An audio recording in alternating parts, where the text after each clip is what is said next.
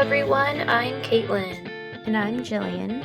And we are the hosts of the OK Drama podcast. We're two friends recap and break down K-dramas one episode at a time.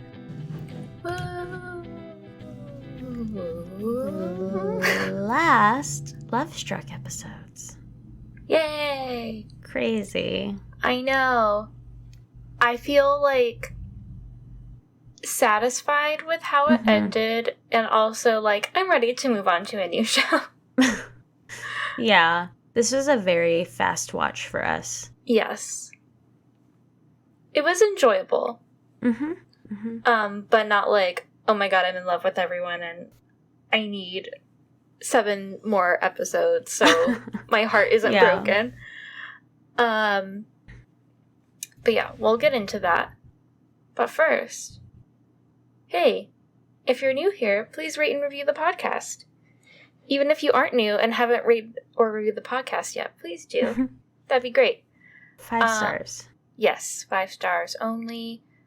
You can hang out with us on Twitter. Oh, last episodes, our OK Drama Awards episode is going to be next week, so make sure y'all vote in those polls. Yeah, and definitely find us on the Twitters. OK Drama Pod. And or on Instagram. At OK Drama Podcast. Yes.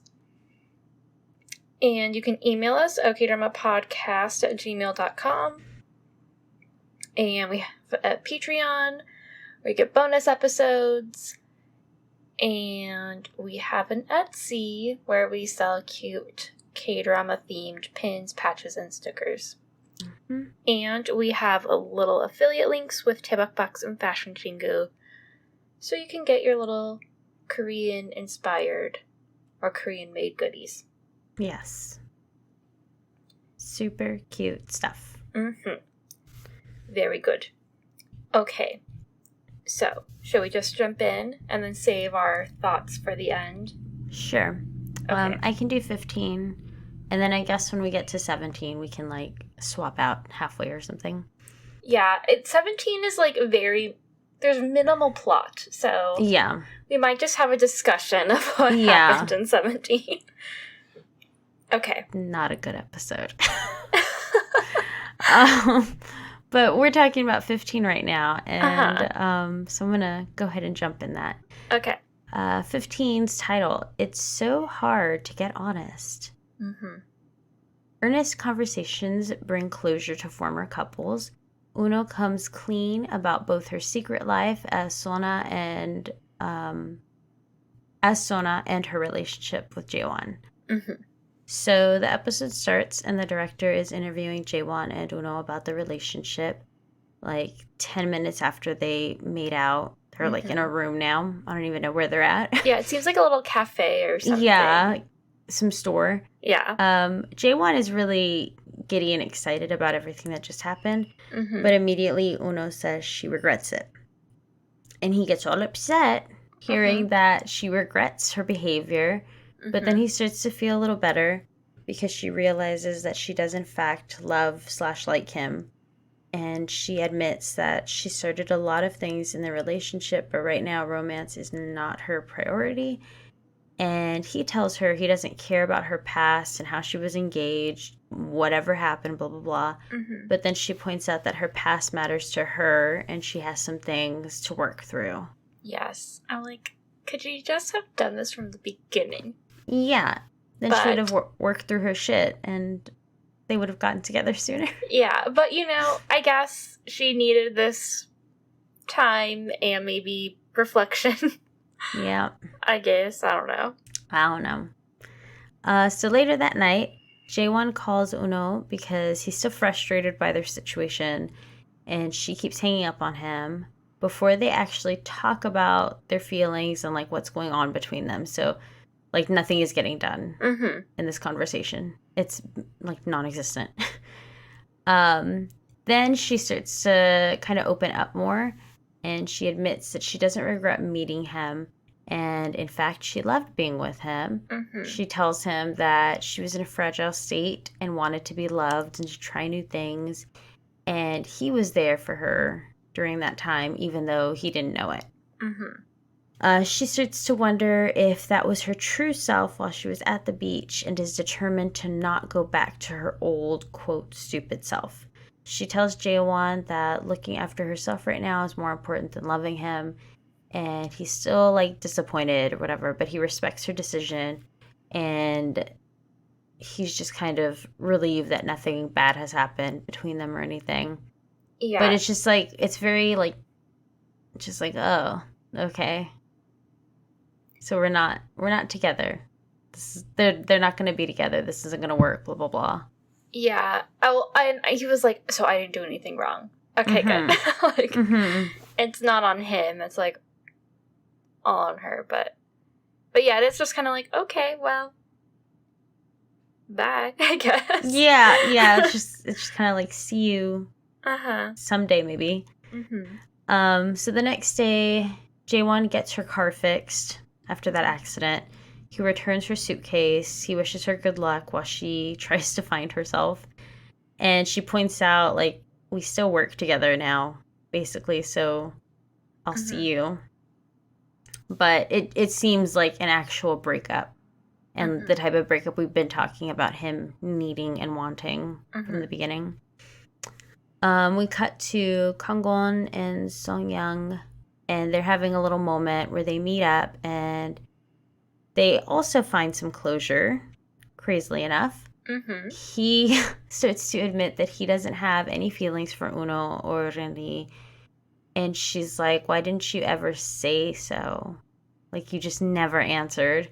That's so infuriating. I hate it when you, like, say something and, like, someone just doesn't respond. And you're like, can you just say something? Anything. Please? And so he admits that she thought that he thought she wanted to break up with him anyway. So he gave her that excuse to, like, get out of there, get out of the relationship if that's what she wanted. And they both seem to have feelings for each other. But it also seems like Kangwon is giving Songyoung some space to process some of her issues. But they have, like, a breakup-ish, too, and it's just, like, weird. You're like, wow, like, they started to, like, get through some shit finally after all this time. And then they're just like, bye. Yeah, well, I guess maybe because they know, like, she needs to work out some stuff, and he probably doesn't, not that he doesn't want to be there for her while she's doing that, but, like, it might get more messy, or I don't know. But yeah, I'm like, y'all are really cute together, even though she's crazy and you're probably really annoying to be in a relationship with. But yeah, very interesting. So, later that evening, Uno sits her friends down and she opens up about her time at the beach. We see some flashbacks of her friends being very supportive of her and loyal, and she's apologizing to them for not explaining about what happened, and she thanks them for their kindness, and she admits how ashamed she is of her old self, and she tried to hide that behavior for months. And Kangwon and Rini are just kind of, like, listening to everything and taking it all in. And then they start to encourage her and tell her they like her old self and her new self, and she's not stupid. She was never stupid, blah, blah, blah. It's, I don't know, the whole premise of the show and her, like, running away and not telling anyone, and it still doesn't make any sense to me. It's wild that, and like, it's never gonna make any sense to me. No, yeah, it's wild that, like, they were, it seemed like almost a year, right, had passed since she came back. Yeah. And I would have maybe, like, okay, if you ran away for 3 months and didn't tell anyone and I couldn't get a hold of you, maybe I just knew you were alive, and then you came back and didn't want to talk about it, obviously, I'd probably give you some time.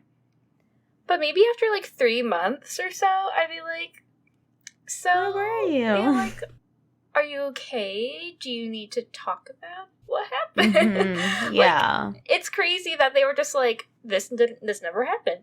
They just pretended like it never happened. I mean, it's really sweet that they were there for her and, like, keeping her apartment, you know, maintained or whatever, but... Yeah. Wow. I don't know. Crazy. Yeah, I don't get it. Yeah.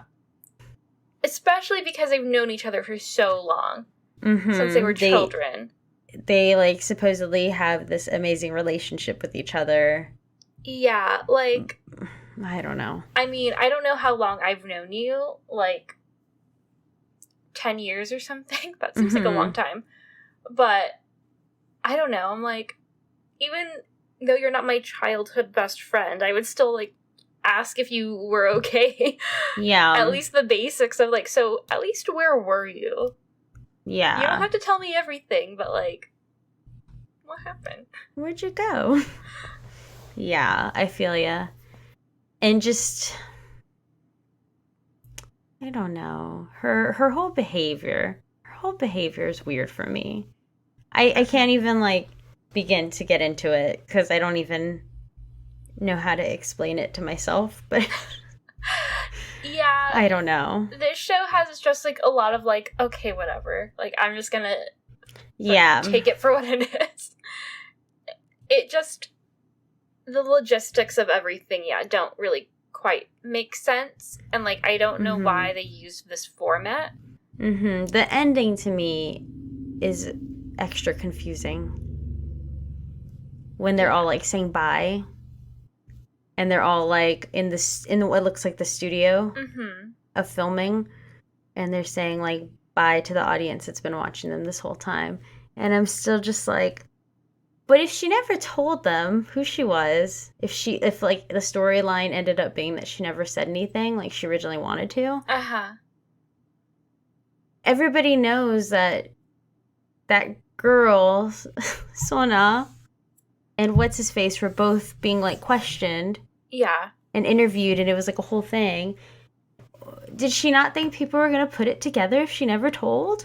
I don't know. Or, like, maybe she was always going to tell, but I don't know. I don't know. Like, for someone that didn't want her love life out there and for people to know what she did and with who, she probably shouldn't have signed up for this. No, but maybe they paid well or something. Maybe. And she kind of looked like she needed money. Yeah, they all did, except for the cousin. Well, both cousins. Yeah, both cousins. Yeah, honestly, like, I feel like Kangwon and Jaewon are, like, to me, really, like, the only two likable characters from this show.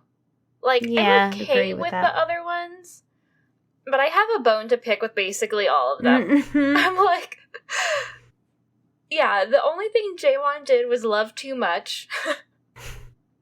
And Kangwon was just maybe sometimes a little too, like, apathetic or, like, didn't show enough of himself. It's almost like they were on opposite ends of the spectrum. But, like, they didn't do anything wrong. Correct, yeah, I agree with that. But yeah, I'm like, everyone else, like, y'all, too much weird. Sometimes. They're weird. Weird people. Yes.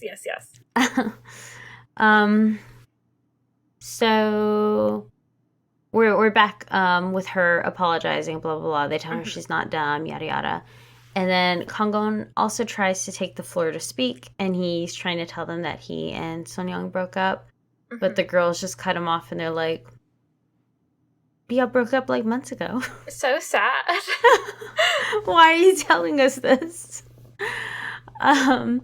Later on in the evening, Uno finds a necklace from Jaewon in her suitcase, and it's that cute little, like, golden lock. Uno is very confused and isn't sure what to think since Jaewon didn't leave a card with the gift or, like, anything saying it was for her, which, what a stupid question to ask, but whatever. Yeah. For real. Like, did you put it in there? Then he probably put it in there. Yep. You dummy. And he had to unzip it to do so. Yes. For real. Okay. So, yeah, that's end of episode Yes, 15. end of episode 15. Okay, let's just jump into 16. It's called What Do You Think Love Is? Rinyi is dismayed by Kyungjun's honest opinion of her lifestyle, telling him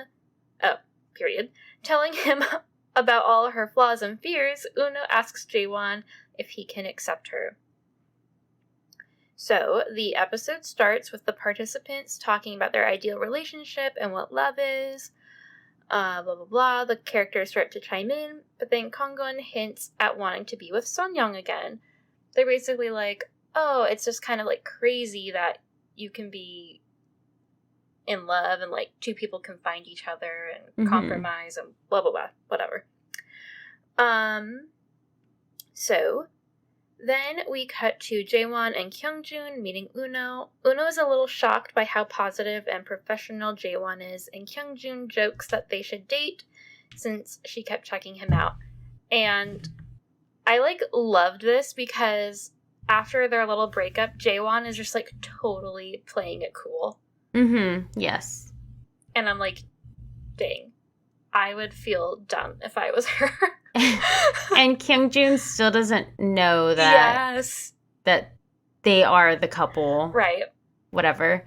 So him saying that is just like trying to hook his cousin up with someone, not realizing the whole story. And he's like, he's really handsome, huh? So yeah, I love the Jaewon playing a cool look for him. That's great. Later that day, Uno can't stop thinking about the necklace, and she tries to call Jaewon, but he won't answer her calls. He's like, we're supposed to be giving each other space, and I want her to, like, think for herself, basically. Like, she should think about what it meant, which is a little frustrating, but I guess I kind of get the sentiment or whatever. He tells the director that he wanted Uno to interpret the meaning for herself, and he said he wants her to know that the old Uno, Sona at the beach, and the new Uno are all inside of her, and he likes her. So yes, he likes her. That's the basic meaning of the necklace. The day of the event that Uno was planning with Jaewon arrives. They're, like, opening a community center or something like that. A big building. Everything goes smoothly until Kyungjun introduces Vinny to his uncle.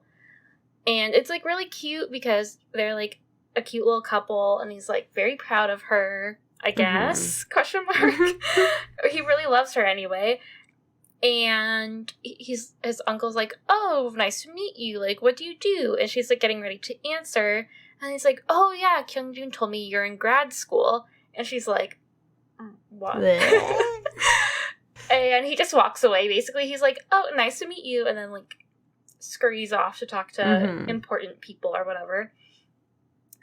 And Kyungjun knows he fucked up, because he's like, ugh, I'll talk to you later. Gotta go. I think his uncle does call him over, but he's like, let's talk later. And so, obviously, Reni is hurt, and she just kind of sulks for the rest of the evening. And, like, we're gonna fast forward a little bit, but basically, Kyungjun drives her home, and she breaks up with him.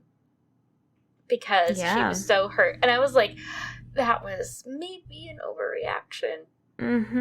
This is where... No actual, like, discussion happening. No, he just says, like, I'm sorry, like, but... And, okay, like, I see both sides, but I don't think she should have just broken up with him. Like, right then and there. Because... Also, like, she wasn't open with him about, like, how she feels about her lifestyle and, like, the fact that her mom was, like, an a-hole and, like, was basically disowning her for not having a job. But, yeah. I think it's interesting. I feel like both of them were in the wrong. Definitely. Because, yeah, like, it was kind of shitty that Kyungjun lied. But also, like, how often do you want to explain to your relatives what your partner does? Like, I probably would have just been like, I just needed something to say, like, that was quick. I didn't want to be like, well, she works here, here, and here, here. Or, like... And then have to explain why she works at all these places. And... Yeah. Or, like, I guess he could have just said, she just works part-time. And then they would be like, well, what does she do the other time? Like, that just leads to more questions, where if you say she's in grad school, like, that's it. I may be like, what is she studying? But, like, okay, cool. Yeah. I kind of get the, like, just wanting to answer something easy and not talk about it. But obviously, her lifestyle does bother him. And I feel like he should have been more open about that instead of sneakily buying her expensive things. Yeah. But also, I'm like, okay, has the conversation of, you can just be a stay-at-home partner or girlfriend or whatever. Like, if he has enough money to take care of both of them, she can just go do her fucking dog walking or, like, volunteering. Yeah, totally. And they don't have to worry about money. And they can buy all the expensive, sustainable things that they want. Because all of that... This is true. Sustainable stuff is expensive. And I try to do my part, but it's hard. It is hard. So yeah, I'm just like, this is... You guys were almost there. Like, you just needed to talk a little bit more. And I would have just been like, I'm really hurt and disappointed, and I might need some space, and let's talk later. Yeah. That's what I would have done. Like, I'll call you later. I don't want to talk to you right now. I'm sorry. Like, you were an asshole. Because you also need to, like, give yourself time to calm down. Yes. From a situation like that. Instead of, like, jumping in and saying things you might regret later, or... Right. Just, and, I don't know. Like, Rini knows Kyung-jun loves her a lot. And, like, I feel like she should logically know that he wouldn't do something to purposefully hurt her. Like, I don't know. That's kind of how I think about things. I'm like, okay, I would try to, like, never do something that would, like, purposefully hurt Alex's feelings. And I don't think he would ever do that to me, too. So it's like, if there's some sort of disagreement or hurt feelings, like, it was probably an accident, so... Like, let's just talk about it and move on. Yeah, definitely. Anyway, I was just like, what the fuck, Rini? Like, she lost me there. And, yeah, that was just kind of, like, a bummer. But then we go back to our main couple. And Uno, her event is a success, and, like, everyone's congratulating her. It went super well. But, like, as the night is going, she kind of seems to fall even more for Jaewon, because he's, like, you know, being all successful dude, giving interviews, making speeches. Like, they're both kind of making eyes at each other. She's seeing his other side, not his beach side. Yes. His other personality. Yes. Work Jaewon. Yes, it exists. It's okay, Una. Not everyone is 100% of the time, is 100% themselves 100% of the time. Yes. Like, you have different sides of yourself. It's okay. But yeah, they're kind of, like, scoping each other out the whole night. And then eventually Jaewon finds Uno on the rooftop after the event is over. Uno opens up to Jaewon even more and tells him that she still doesn't know who she really is, and she's afraid he won't like the real her. Which, I guess that's what happened to Kyung-jun and Rini. Jaewon suggests that instead of trying to fix her, that they maybe get to know each other, or they get to know, like, the different sides of Uno together. And then Jaewon puts the necklace on Uno, and they kiss, and he's like, why don't we just try dating? Like, it doesn't have to be a huge thing. Yeah. And I'm like, yeah, that's a normal response. It's fine, even though y'all got fake married at the beach, like, you don't have to, like, jump into that right away. Yeah, totally. But yeah, I liked that. And I thought it was cute when they were, like, getting ready to kiss again. And he's like, I feel like this is, like, our first kiss.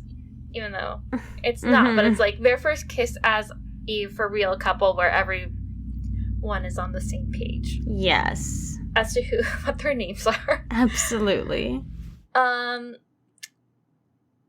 So the director asks the characters what they think romance is. The characters share their thoughts about how fascinating it is to have people be by their sides through life. Renyi and Kyungjun are a little salty in their responses. Basically, like, Renyi's like, I don't think true love exists, or something like that. She's like, no relationships are special. Like, all relationships have an expiration date, or something like that. And I was like, damn. You're just saying that because you just broke up with your boyfriend. Mm-hmm. Otherwise, she'd have been all sweet. Uh-huh. Because earlier in the episode, she was like, oh, my Kyungjun knows exactly what to say all the time, blah, blah, blah. So then, Kyungjun talks about a mysterious letter from his grandfather that links him to Renyi, and I'm like, are we gonna get some of that in episode 17? Spoiler, we don't. That's just left there, blowing in the breeze. Who knows what's in that letter? Make what you will of it. Yes. And he's even like, we'll talk about this next time. And I was like, Okay. Kangwon tells Sonyoung to keep playing the field and can come back to him when she's done. Okay. He's good with waiting for her. And then the very end of the episode shows Kyungjun drunk, feeling sad and confused about the Sona-Uno situation. And he, like, accidentally calls Renyi, and then a dude answers, and he's like, what? He's, like, really upset. And, like, is this Renyi's phone? So, who knows what she's doing now. Yeah. But, yeah, I was like, I liked Jaewon and what's-her-face, Uno's little ending. That was nice. I kind of wish we had gotten that, like, a few episodes ago so we could see them being, like, a nice couple together. I don't know. This show's weird, but not terrible. So, this last episode, though, terrible. Okay. Do you want to read the name and the thing? Sure. Okay. The title is Winter Midnight Soul, Seoul. Uno helps an actress escape from set. Oh Dong-shik's birthday is nothing short of spectacular, complete with a foot chase and a sweet surprise. Ooh. Yeah, I wrote, like, a brief outline for this, but, like, I don't feel like we really need to go over it. Essentially, Dong-shik is a cop. He's never had a true love, a romance before. It's his birthday. There's an actress that Uno, rescues from, like, a pervy old actor who's, like, hitting on her. And she's like, take me here. And then she ends up hanging out with Dong-shik for the night because it's his birthday. And then she kisses him so that he can be her first kiss. And then there's some, like, you know, lovey-dovey scenes between Jaewon and randomly thrown in. Then, like, it's just like, here are main characters. But yeah, I think this was, like, solely so people who were fans of Minhung could be like, there's an episode all about him. And like I told so Jill, unimportant. Yes, it was just so unnecessary. It should have just been, like, a web extra or something. Like, yeah, like, that should have been just, like, an extra scene at the end. Like, just off, like, past the credits. Because it didn't involve any of our main characters. Like, and I was really disappointed that Kangwon never got to meet Dong-shik that would again. have been much more exciting. Yes, like, okay, do you want to rewrite episode 17 real quick? Sure. Okay. So, my version of episode 17 would have been, let's see. Okay, we can still have Sona rescue whatever her name is from Set, but let's say maybe Kanggon is there. And so Kanggon and I keep calling her Sona, Uno, rescue the girl, and then she drops her off, and then like Kanggon sees Dongshik again or something, and they're like, "Hey, buds," and it's almost like a little, not double date, because obviously what Uno and Kanggon aren't dating, but like it just kind of becomes awkward because obviously the girl actress wants to be alone with Dongshik, and then there's kind of like some funny dudes being oblivious scene, blah blah blah. Jaewon calls Uno to leave, and then we get like a little romance thing or something. I don't know if that necessarily furthers the plot, because we could have also had more time with like Rinyi and Kyungjun with the letter. Yeah, like none of those things are like have any closure. Yeah, and then it would have been like kind of funny if like Sonyeon called Kanggon and maybe like she's the reason why he leaves them, because like I don't know, it would have just been like nice to have the other characters interact with the weird thrown in couple more. Although we saw Dongshik a bit because he was the cop that Jaewon kept talking to, like we haven't seen enough of him to be that interested and to root for him and his character. Yeah. Like, and we didn't know anything about like his love life at all. Yeah. And to suddenly have to feel like his love life is important. Yeah. Like that seems hard to do at that point after like hearing all these other stories from the other characters and having their relationships sort of grow on you. Yes. Yeah, we needed like one connective thread to like, and Kanggon was really the only one. Yeah. And they didn't even acknowledge him. Like, poor Kanggon was just sitting alone in his apartment this episode, like, feeling sad because his friends ditched him. And he could have seen Dongshik instead. Yes. And he would have been so happy. I know. Missed opportunity.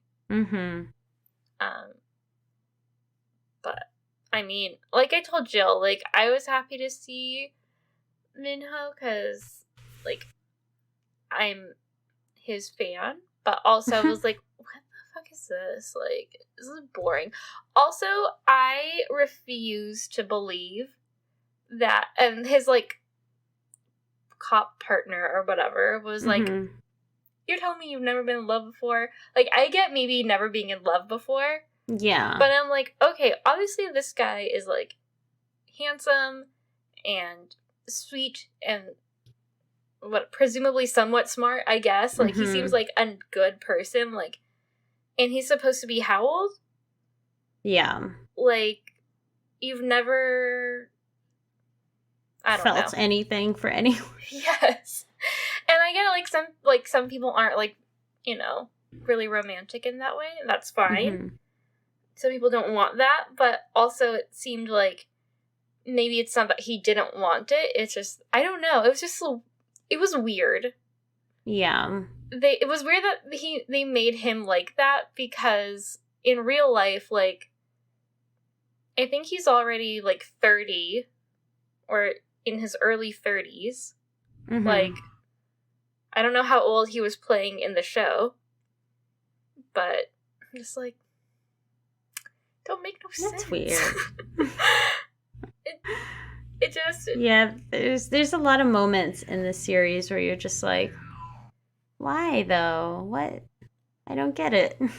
Yeah, and it could, like, I get the whole, like, oh, maybe he's, like, a little shy around her. Like, that makes sense, but they played it, like, as if he's, like, never been around a girl or something. Or, I don't know. I don't know. It was weird. And also, like, yeah, they didn't give us enough time to care about the people. And I don't even know who the woman is. Like, I think I'm sure she's famous for something that I don't know. Like, it was almost just, like, 2 cameos. But anyway. And then, like you said, the end is just, like, everyone waving. And Kyung-jin and Brittany are awkward. And the other couples are, like, happy. And apparently they were the only ones interviewed. Yeah. Because there's no one else there. Maybe it's almost had like other little groups or something. Maybe. It's almost like they had one friend that's in film school. And that was everyone's connecting thread. So this one person filming. Yes. Very weird. Again, like, okay, so the only reason I guess it would make sense for them to choose this format is because it's part of, like, a series. So maybe all of the things in this series are in that kind of, like... Maybe... mockumentary style format. But I was like, this didn't need to be like that. Like, you could have just told a story of... I mean, I did enjoy, like, the kind of, like, turns to camera and things like that, but just, like, getting the logistics of that to work within this story didn't make sense. Because it's one thing to turn and talk to the camera and the viewers, and it's a totally other thing to talk to the other people that are also a part of talking to the viewers. Yes. Or they could have just said, like... And especially when there's, like, secrecy involved. Yes. Yeah, like, they could have just said the participants' names will remain anonymous. Like, they just needed to explain how they could have these conversations and not know that all of these people were, like, their best friends. Yes. Like, whatever. Just, like, woman A, woman B, woman C. And then, like, man A, man B, whatever. And then... fuck, I don't know. Like, it's just... it's complicated. Yeah, I know we're totally thinking too much about this, and people are probably screaming about that, but...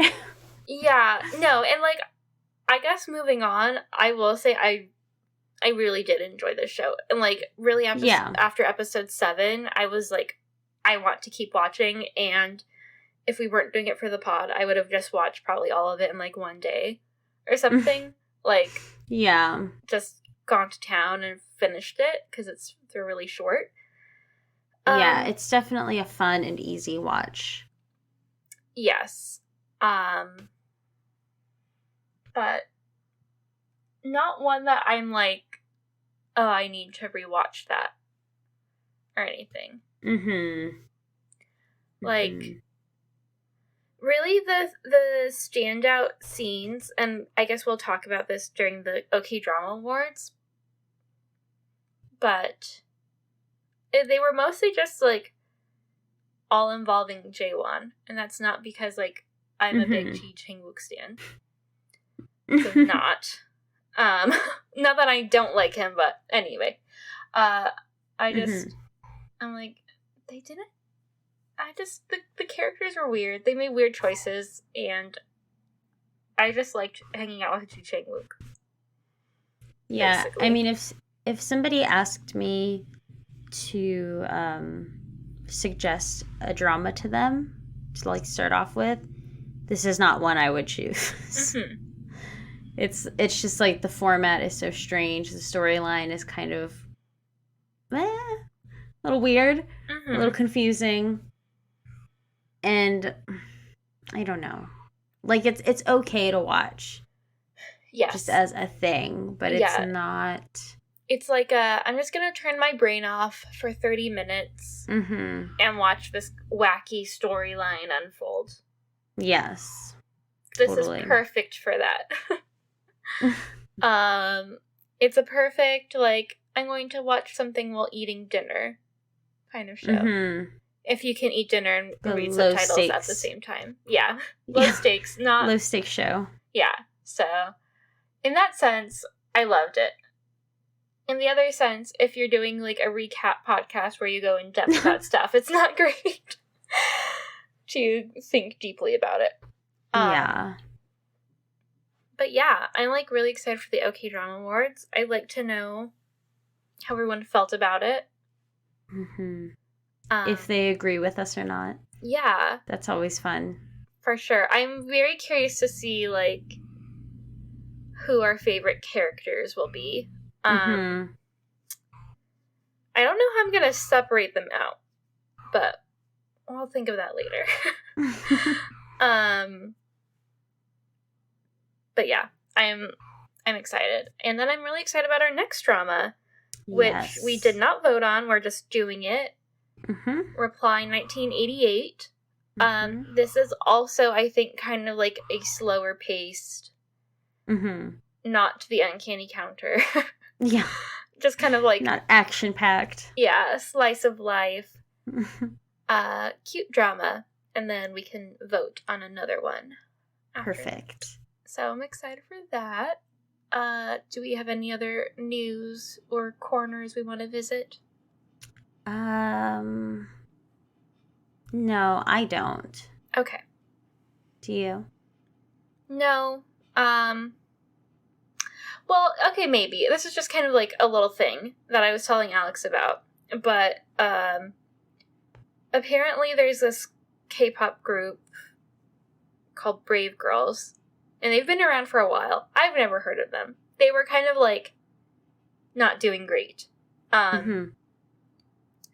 But they, I guess, performed at like a little military thing. Like, I guess a lot of girl groups perform for like USO kind of things to like cheer up the military. Yeah. And so this video of them went viral, and I guess they released a song like 4 or 5 years ago, and this clip just went viral recently. So now their song is like charting, like #1. And they're like basically re-promoting the song. That's funny. That they did a long time ago. But they're like, they finally made it. And apparently like 3 of the 4 had already moved out of like their band apartment or their group apartment. And like one of them was already enrolled into like studying to become like a teacher. Like they had already moved on because like they're like, it's not working. And they're all like in their 30s or like late 20s, early 30s, and to just like finally make it kind of out of the blue.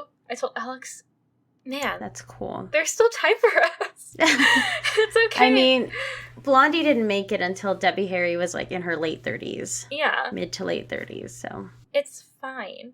And yeah, we don't have to be like, you know, young and cute and dancing. I wouldn't like be K-pop. Anyway. No matter the age, I ain't gonna be up there cute and pretty and dancing. But yeah, I was like, this is inspiring. I like this. That's cool. So anyway, shout out to them. I also just watched a Running Man episode where they were the guests. So anyway, that's the only corner I needed to visit. And isn't that nice corner? Nice corner, yes. Wholesome corner. Yes. Okay, well, I guess, guys, vote in the poll. Vote in any upcoming local elections. We have one in San Antonio. It's probably already done by the time this is coming out. Definitely. But, you know, stay engaged, people, with our podcast and, you know, your local affairs. It's important. And on that note, I guess, we'll talk to you next week. Bye-bye. Goodbye.